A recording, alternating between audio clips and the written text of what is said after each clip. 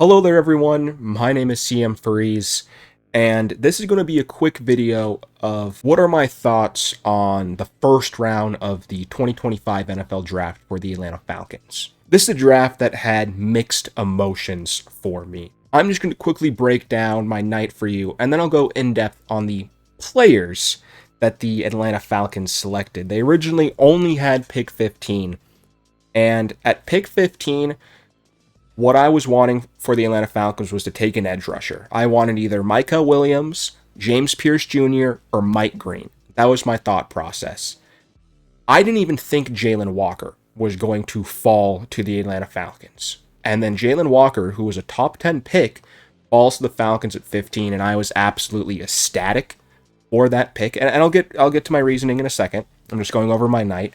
So I was really happy. I was like, Terry Fontenot, if you mess this up and don't select Jalon Walker, a top 10 pick when he's fallen to you at 15, you need to get fired.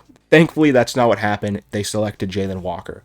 I thought that was going to be it for the Atlanta Falcons. Then at pick 26, which was the Los Angeles Rams pick, the Atlanta Falcons trade back into the first round and select James Pierce Jr., which I'm ecstatic that they did get James Pierce Jr. Like I said, I would have been happy if they selected him at pick 15. We trade back into the first round and get him. The issue lies in what we gave up to trade back into the first round, where we traded our first round pick next year to get James Pierce Jr. Now, I love both the players we got. We desperately needed edge help, and we got not one, but two edge rushers. There's just now a lot of pressure to be successful next season because we don't have our first round pick. And if we do not make the playoffs, that is going to be terrible for us that we aren't going to have our first round pick.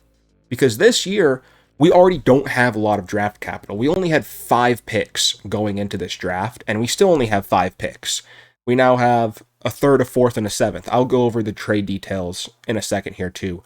But we don't have a lot of picks in this draft, and now we don't have our first round pick in next year's draft class too. We need to be successful. We need to make the playoffs, which I think we have the possibility to. You know, that's a whole video for a different day. But I mean, we have Michael Penix Jr. if he can develop, and if Jalon Walker and James Pierce Jr., along with Leonard Floyd and Arnold Ebiketie, are excellent, we could have a good team, but only time will tell. So that's why I say mixed emotions, right? But now let's get into the picks. So like I said, our first pick at pick 15 was Jalon Walker, and I was ecstatic with this pick. Like I said, he was a projected top 10 pick who a lot of people had the Carolina Panthers selecting him at 8. Daniel Jeremiah had him at number 5 on his big board. Daniel Jeremiah thought he was someone that could literally go in the top 5. Top 5 talent for him. Fell all the way to the Falcons at 15, and they get a Georgia Bulldog. And what I love about Jalon Walker is he's not just a traditional edge rusher. He can also drop back into coverage. Look at how many sacks Jalon Walker got this year for the Georgia Bulldogs. While he was blitzing the quarterback a lot and got 6.5 sacks and 11 tackles for loss, he also was dropping back a lot too. He was all over the field. He has great athleticism for his size. He is small, and that is his biggest downside, is he is only 6'1", 245. He's got muscle on him, right? For example, James Pierce Jr. is 6'5", 145. So he weighs the same amount as James Pierce Jr., just he is 4.5 inches smaller than him, which could matter a little bit if he's dropping back into coverage. You know, teams can throw the ball over his head a little bit easier.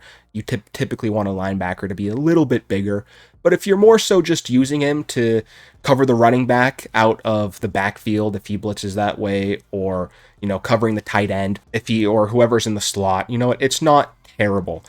I love that Jalon Walker gives you versatility. He can blitz the quarterback and he can drop back to coverage. He's an excellent chess piece to have on your chessboard. You know, I like to think he can be a bishop or he can be a knight. He can move diagonally. He can move all over the board. You can put him anywhere that you want. I don't know if that's probably a terrible analogy. I'm not really a chess player, and this is football, not chess, but you need to have chess pieces, and Jalon Walker is an excellent chess piece. I also like that he's young, too. He just turned 21 in February, So 2 months ago, the Atlanta Falcons got a nice young edge rusher who only has room to develop and to grow. I'm very ecstatic that Jalon Walker fell to us at 15. And then here we go. James Pierce Jr. too as well.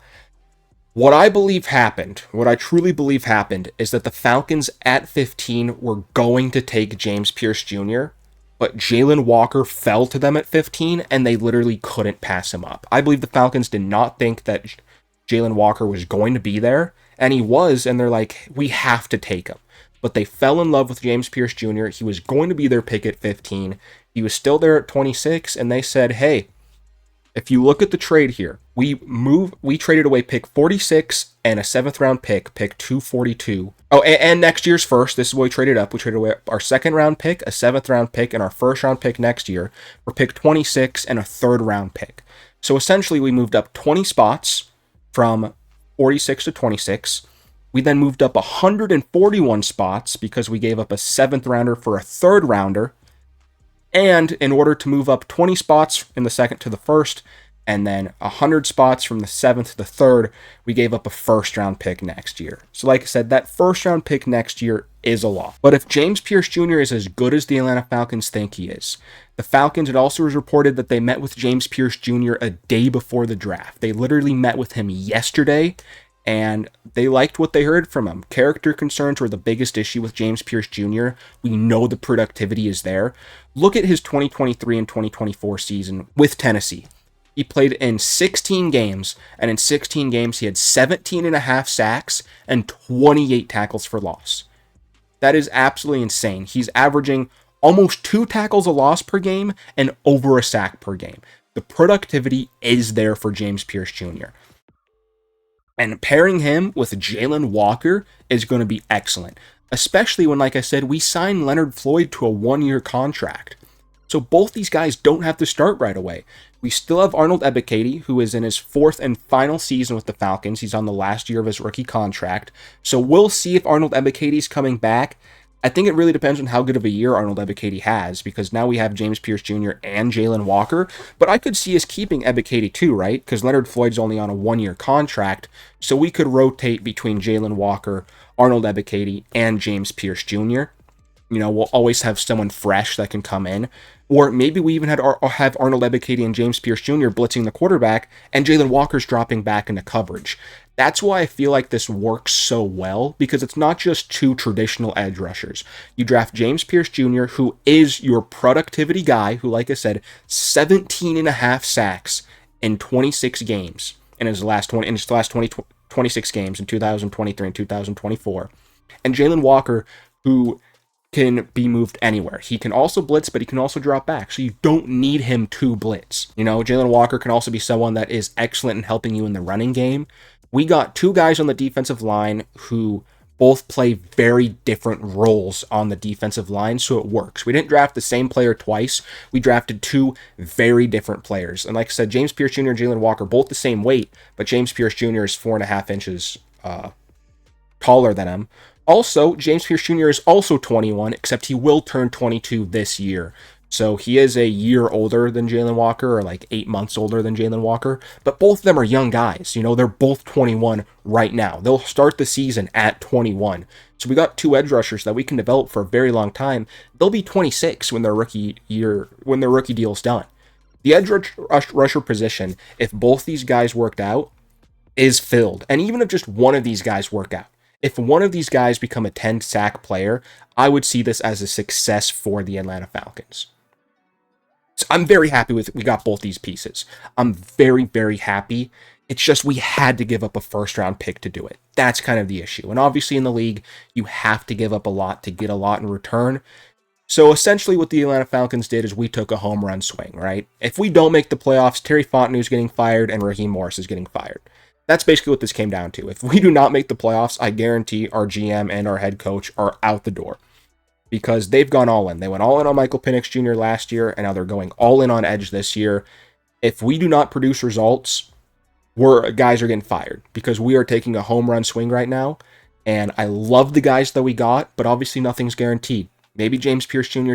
is a bad locker room guy, but Jalon Walker is reportedly a really good locker room guy, and I love that we got Jalon Walker.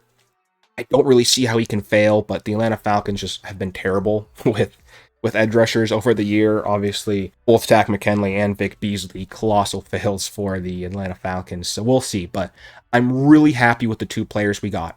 I think it fits our system perfectly because, like I said, we have Leonard Floyd for 1 year this year. Leonard Floyd can teach both these guys. They don't have to start right away. They can come in on second, third down, be chess pieces for the Atlanta Falcons. Really, really happy with the players that we got. It's just only time will tell.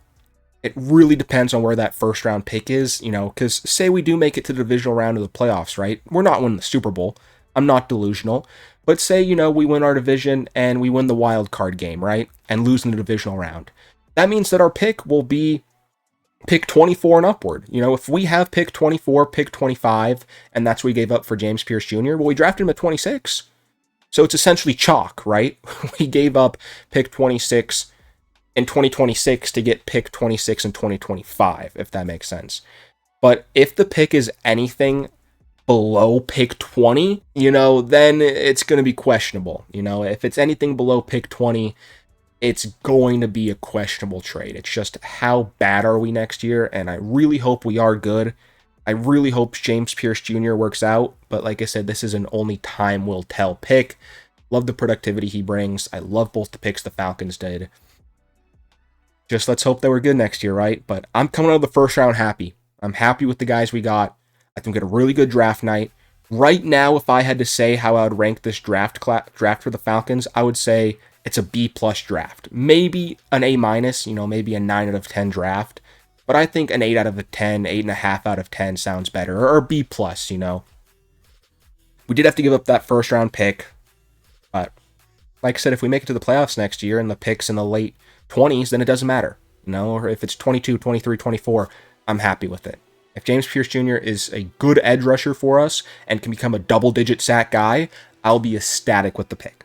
Anyways, guys, not much more I can say. Really like the first round for the Falcons, but now day 2 is kind of boring. We only have pick 101, which is the second to last pick in the third round. So I'm going to have to sit there from pick 33 all the way to pick 101 to see who the Atlanta Falcons get in the third round. But hopefully it's maybe either defense or offensive line. We'll see. Anyways, guys, thank you so much for watching. If you're a Falcons fan or just a fan of football in general, let me know what you think of the Atlanta Falcons draft in the comments down below, and peace out.